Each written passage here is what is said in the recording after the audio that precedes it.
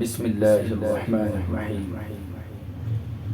فإن طلقها فلا تحل له من بعد حتى تنكح زوجا غيره.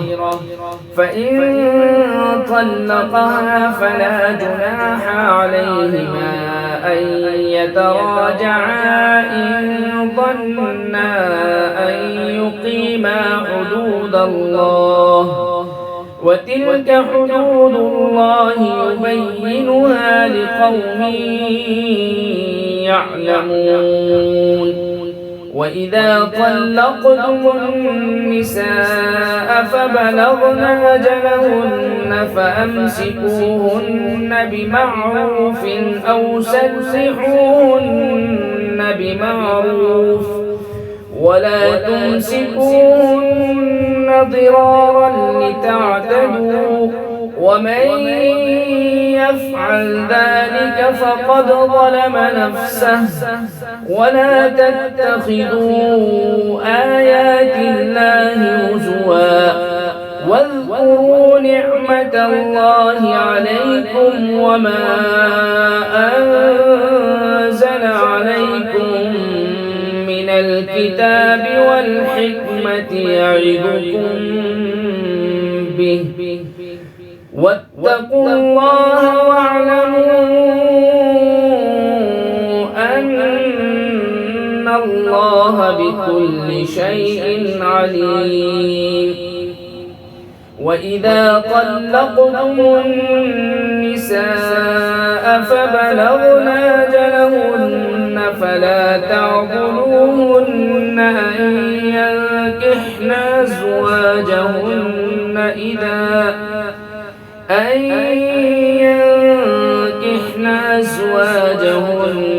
إذا تراضوا بينهم بالمعروف، ذلك يوعد به من كان منكم يؤمن بالله واليوم الآخر، ذلكم أزكى لكم وأطهر، والله يعلم وأنتم لا تعلمون.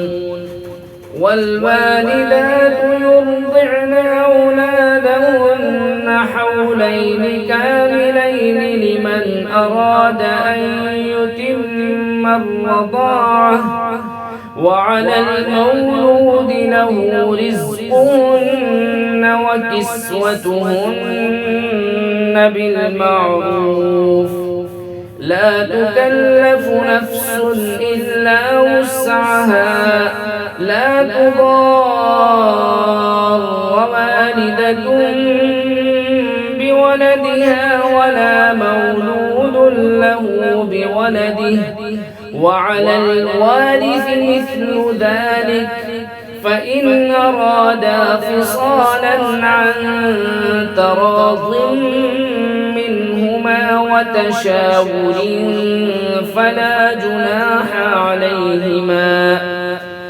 وإن أردتم أن تسترضعوا أولادكم فلا جناح عليكم إذا سلمتم ما آتيتم بالمعروف، واتقوا الله واعلموا أن الله بما تعملون بصير.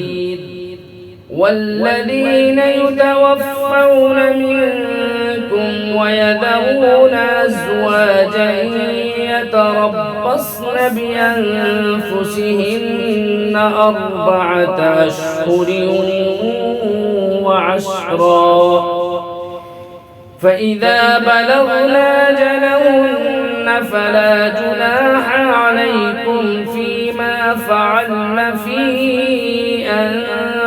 أنفسهن بالمعروف، والله بما تعملون خبير. ولا جناح عليكم فيما عرضتم به من خطبة النساء أو أكننتم في أنفسكم علم الله أنكم ستذكرونهن ولكن لا تواعدوهن سرا إلا أن تقولوا قولا معروفا ولا تعزموا عقدة النكاح حتى يبلغ الكتاب أجله واعلموا أن الله يعلم ما في أنفسكم فاحذروه واعلموا أن الله غفور حليم